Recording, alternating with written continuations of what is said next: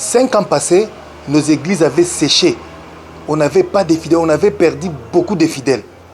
Alors, au niveau de la jeunesse, surtout beaucoup de jeunes étaient partis. On s'est dit, mais qu'est-ce qui fait que nos églises restent vides? Alors, nous avons finalement compris que notre ancien système de liturgie était un peu lourd et les jeunes allaient beaucoup plus là où il y avait l'évangélisation était aussi active. Nous avons inséré dans nos églises les groupes d'adoration qui n'existaient pas. Alors, à travers la jeunesse, les jeunes ont inséré des groupes d'adoration, des groupes de musique. Alors, et cela a fait que nous avons maintenant beaucoup de jeunes parce qu'ils ne pouvaient pas envier ce qui s'est passé dans des assemblées de réveil. Alors, nous avons inséré les cultes d'adoration, nous avons inséré les journées de musique et les jeunes aiment beaucoup ça, ça nous a beaucoup attiré les jeunes. Alors, nous avons maintenant peu de chorales, contrairement aux groupes d'adoration, aux groupes de musique. Et nous avons compris que cette activité a produit et nous avons beaucoup de jeunes et beaucoup de fidèles maintenant dans nos églises parce qu'ils n'ont pas envié ailleurs. Les veilles de prière, nous les avons multipliées. Les jeûnes de prière, nous les avons multipliés. Ce sont des activités comme ça évangéliques qui a fait que nous ayons maintenant beaucoup de jeunes et les jeunes ne peuvent pas envier ce qui se passe dans d'autres églises parce que nous avons intégré des séances d'évangélisation dans nos églises. Nous avons initié des campagnes qu'on appelait les campagnes porte à porte. Alors, les jeunes étaient obligés de descendre maintenant, aller évangéliser et chaque jeune avait le devoir de gagner ne fût-ce qu'un jeune. Alors, et on avait initié ça dans toutes les paroisses de la CPK à travers le pays. Alors, cela a fait que nous avons aussi gagné beaucoup de jeunes et nous avons gagné beaucoup de...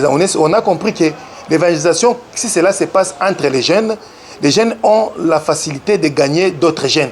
Contrairement aux vieux, quand un vieux évangélise, c'est un peu difficile qu'un vieux gagne un jeune. Mais les jeunes, entre eux, ils ont un discours aussi facile et cela a fait que nous avons gagné beaucoup de jeunes. Et puis, les visites des prisons, les visites des hôpitaux. Alors, les jeunes se sont vraiment impliqués en ça. Les jeunes se sont beaucoup donnés à ça. Et puis, les partages de visites des orphelinats. Alors, et ce qui fait que nous ayons aussi beaucoup de fidèles dans le cadre d'évangélisation. Alors, nous avons organisé aussi des conventions. Les conventions publiques organisées dans des synodes des jeunes. Alors, telle coordination principale organise une convention des jeunes. Et c'est pas seulement dans des églises et dans des terrains, dans des espaces publics. Alors, on organise des campagnes d'évangélisation. Et cela nous a attiré, et ça a amené beaucoup de gens aussi dans nos églises. 5 ans passés, nos églises avaient séché. On n'avait pas de fidèles, on avait perdu beaucoup de fidèles. Alors, au niveau de la jeunesse, surtout beaucoup de jeunes étaient partis. On s'est dit, mais qu'est-ce qui fait que nos églises restent vides? Alors, nous avons finalement compris que notre ancien système de liturgie était un peu lourd et les jeunes allaient beaucoup plus là où il y avait l'évangélisation était aussi active. Nous avons inséré dans nos églises les groupes d'adoration qui n'existaient pas. Alors, à travers la jeunesse, les jeunes ont inséré des groupes d'adoration, des groupes de musique. Alors, et cela a fait que nous avons maintenant beaucoup de jeunes parce qu'ils ne pouvaient pas envier ce qui s'est passé dans des assemblées de réveil. Alors, nous avons inséré les cultes d'adoration, nous avons inséré les journées de musique et les jeunes aiment beaucoup ça, ça nous a beaucoup attiré les jeunes. Alors, nous avons maintenant peu de chorales, contrairement aux groupes d'adoration, aux groupes de musique. Et nous avons compris que cette activité a produit et nous avons beaucoup de jeunes et beaucoup de fidèles maintenant dans nos églises parce qu'ils n'ont pas envié ailleurs. Les veilles de prière, nous les avons multipliées. Les jeûnes de prière, nous les avons multipliés. Ce sont des activités comme ça évangéliques qui a fait que nous ayons maintenant beaucoup de jeunes et les jeunes ne peuvent pas envier ce qui se passe dans d'autres églises parce que nous avons intégré des séances d'évangélisation dans nos églises. Nous avons initié des campagnes qu'on appelait les campagnes porte à porte. Alors, les jeunes étaient obligés de descendre maintenant, aller évangéliser et chaque jeune avait le devoir de gagner ne fût-ce qu'un jeune.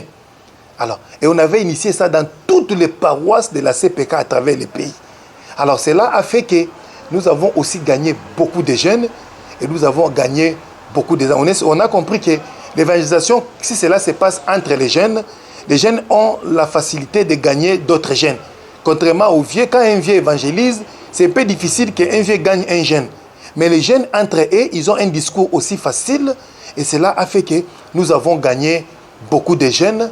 Et puis, les visites des prisons, les visites des hôpitaux. Alors, les jeunes se sont vraiment impliqués en ça. Les jeunes se sont beaucoup donnés à ça. Et puis, les partages de visites des orphelinats. Alors, et ce qui fait que nous ayons aussi beaucoup de fidèles dans les cadres d'évangélisation. Alors, nous avons organisé aussi des conventions. Les conventions publiques organisées dans des synodes des jeunes. Alors, telle coordination principale organise une convention des jeunes. Et c'est pas seulement dans des églises et dans des terrains, dans des espaces publics. Alors, on organise des campagnes d'évangélisation. Et cela nous a attirés. Et ça a amené beaucoup de gens aussi dans nos églises. Je suis Esther Kapinga Kalanji, vice-présidente de la jeunesse de l'église CPK Bandal 1.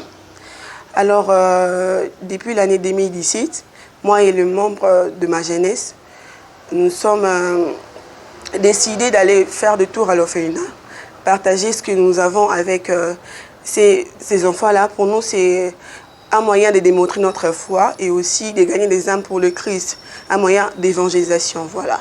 Alors, comment nous procédons? Nous les faisons 2 fois par année, au début de l'année et également à la fin de l'année. Dans ma paroisse, nous avons une trentaine de jeunes et ces descentes sont organisées par les comités de la jeunesse. Nous ciblons premièrement des orphelinats. Nous ciblons des orphelinats, nous partons là-bas pour avoir des renseignements par rapport à l'état des besoins et tout, par rapport au nombre des enfants, c'est dont ils ont besoin.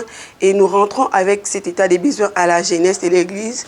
Nous partageons avec tous les jeunes et chacun voit comment est-ce qu'il peut contribuer. Et parfois, nous nous faisons également aider par le pasteur et certains membres de l'église. Voilà. Notre vision est de scolariser, d'assurer la scolarité des enfants, mais parfois faute des moyens, nous nous limitons à apporter des vivres, des habits et tout, et bien que ce soit aussi des choses dont ils ont besoin, mais nous visons vraiment de scolariser les enfants et nous les faisons avec les moyens que nous avons. Si nous pouvons scolariser 2 ou 1, nous n'hésitons pas à le faire. Voilà et tout. Alors, comment les descentes se font? Et une fois que nous avons réuni tout ce dont nous avons besoin par rapport à l'orphelinat ciblé, nous fixons un jour pour la descente avec tous les jeunes. Nous partons là-bas, nous prions avec les enfants, nous évangélisons les enfants, nous partageons la parole de Dieu avec les enfants, nous chantons pour les seigneurs, nous jouons ensemble et à la fin, nous partageons un petit rien, la nourriture, voilà tout ce que nous aurons et à partager avec les enfants. C'est un peu un briefing de ce que nous faisons chaque année avec les enfants qui sont dans des orphelinats où nous partons. Merci. Vrai. Au niveau de notre jeunesse, il y a eu un moment où on était bloqué parce que les jeunes avaient beaucoup de projets, mais par manque de moyens, les jeunes ne pouvaient pas réaliser certains projets. Alors nous nous sommes dit qu'il ne fallait pas qu'on s'arrête, il fallait qu'on réfléchisse pour voir comment nous pouvons, à partir de nous-mêmes ici, localement, voir comment nous pouvons nous autofinancer. Nous avons créé, initié des activités telles que le culte de solidarité, qu'on appelle communément Tuntine. Alors, ce culte a pour objectif notamment de soutenir les projets des jeunes. Donc, chaque presbytère se regroupe. Tout dépend du nombre de paroisses. On a des presbytères de 10 paroisses, de 12, de 15, ainsi de suite. Et puis les presbytères, ça se situe de coins aussi différents, avec des réalités aussi différentes.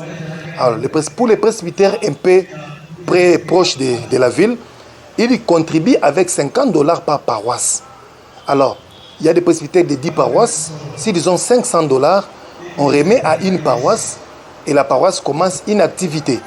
Alors, notamment une activité qui peut leur aider à régénérer des moyens pour leur permettre de réaliser certains projets. Hormis cela, dans des paroisses, il n'y a pas que des activités de solidarité ou de tontine. Les jeunes ont aussi des activités du genre le culte de la semaine, où ils ont aussi l'argent chaque semaine. Alors cet argent-là les aide aussi à réaliser leurs projets. Par rapport à notre culte de solidarité de notre presbytère, nous avons fait une maison par rapport de cette culte-là. Cette maison, ça nous aide de faire les choses à notre église. En 2017, nous avons acheté les pieds des micros. 4 pieds de micros. En 2020, nous avons acheté sous les drones. En 2021, nous avons acheté les power. Autre chose, nous avons aussi des projets de modifier notre chair et puis de faire un centre pour les jeunes. Et ça nous aide aussi à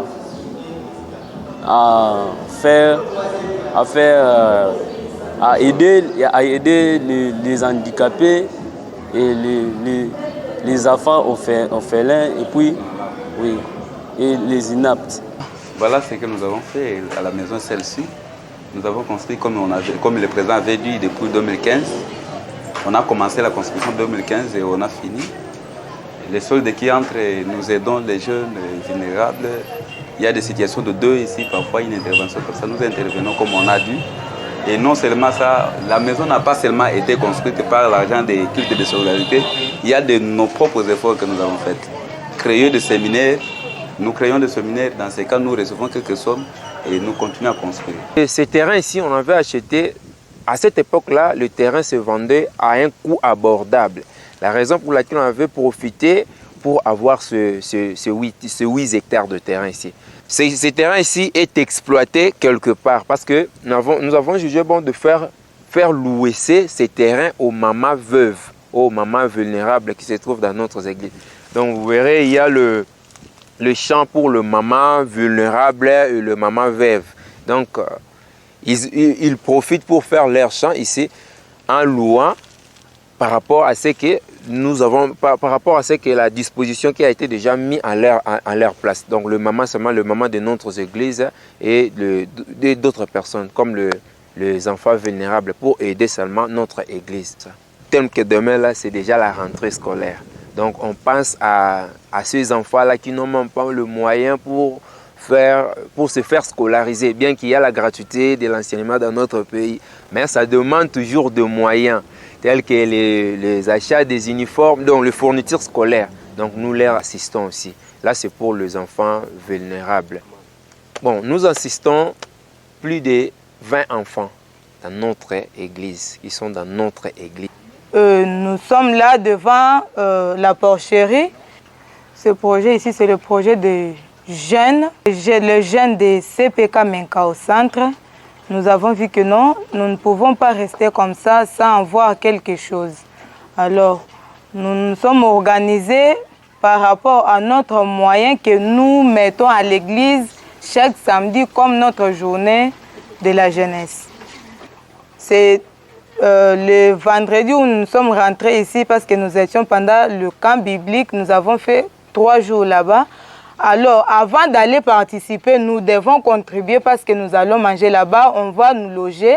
Cet argent-là provient de nos églises. C'est pour cela que nous avons vu que non, il faut faire quelque chose pour commencer à contribuer au lieu de déranger les gens parce que quelqu'un peut avoir l'envie de participer, mais il n'a pas les moyens. Quand il va voir que non, je n'ai pas les moyens, il va dire que non, moi je ne vais pas participer. Pour éviter tout ça, c'est pourquoi nous avons vu que non, il faut faire quelque chose pour avancer ce projet. Il faut allonger la porcherie pour multiplier le moyen d'aller contribuer à cette œuvre. Là-bas, on nous a montré aussi comment avoir l'amour du prochain. On peut avoir, par exemple, quelqu'un a beaucoup de moyens et l'autre est en train de souffrir. Au lieu d'aider la personne qui souffre, toi, tu commences à critiquer sa façon de vivre. Ce n'est pas bien. Là, tu n'as pas d'amour. Celui qui a d'amour va s'approcher de celui qui souffre pour l'aider à l'amener comment il faut s'en sortir dans cette vie-là. Nous, tant que jeunes, nous avons amené notre apport sur la construction de cet temple. Nous avons acheté 20 sacs de ciment, nous jeunes. Nous avons acheté 20 sacs de ciment pour la construction de ces temples ici. Et notre apport local était aussi d'aider les maçons qui travaillaient, qui faisaient la construction, c'est-à-dire d'aller épuiser de l'eau. Vous savez, dans notre milieu ici, le problème majeur que nous avons, c'est de l'eau d'abord. Nous avons une grande difficulté à ce qui concerne de l'eau. Donc nous jeunes, nous prenons le bidon pour aller à 5 km pour épuiser de l'eau pour puisse faire ce travail.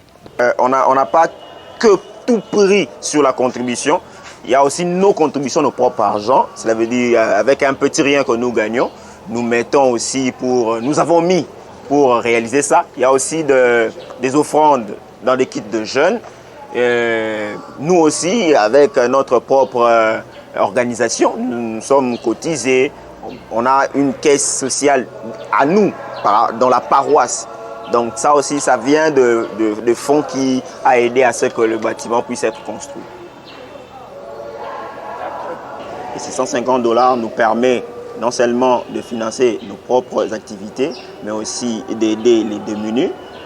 Nous avons des œuvres caritatives que nous faisons. Cela veut dire que nous allons dans des prisons, nous allons dans des orphelinats. Et surtout, nous avons des activités de formation qui aident les jeunes à se prendre en charge eux-mêmes. À l'église, l'année passée, je prends seulement des exemples vraiment typiques. L'année passée, nous avons pris en charge la couleur, la peinture de toute l'église, dehors et dedans. Alors, on contribue aussi chaque mois on contribue 10% de tout ce que nous gagnons ici. 10%, ça va à l'église. L'un des projets que je vais présenter, c'est le projet des chaises que vous voyez derrière nous. C'est un projet qui a commencé au niveau de la CPK Salongo. Nous avons lancé l'appel aux jeunes pour apporter des chaises et nous avons commencé avec 33 chaises. Les 33 chaises, nous les avons commencé à le faire louer et l'argent que nous avons récolté nous ont permis d'avoir beaucoup plus de chaises. Aujourd'hui, nous sommes à environ 100 chaises. Et puis quand on a eu 100 chaises, on a commencé maintenant à acheter les tables. Et on a acheté quelques tables, on avait environ 5 tables. Les chaises et les tables, on les faisait louer. Ça nous a permis d'acheter le groupe électrogène. Et l'argent encore qu'on obtenait en faisant louer les chaises, les tables et les groupes électrogènes nous ont permis de nous lancer dans d'autres projets et aussi avec les contributions, les collectes des fonds que nous avons lancés à quelques jeunes qui avaient un peu des moyens. C'est cet argent-là que nous avons réuni qui nous ont permis de réaliser des projets.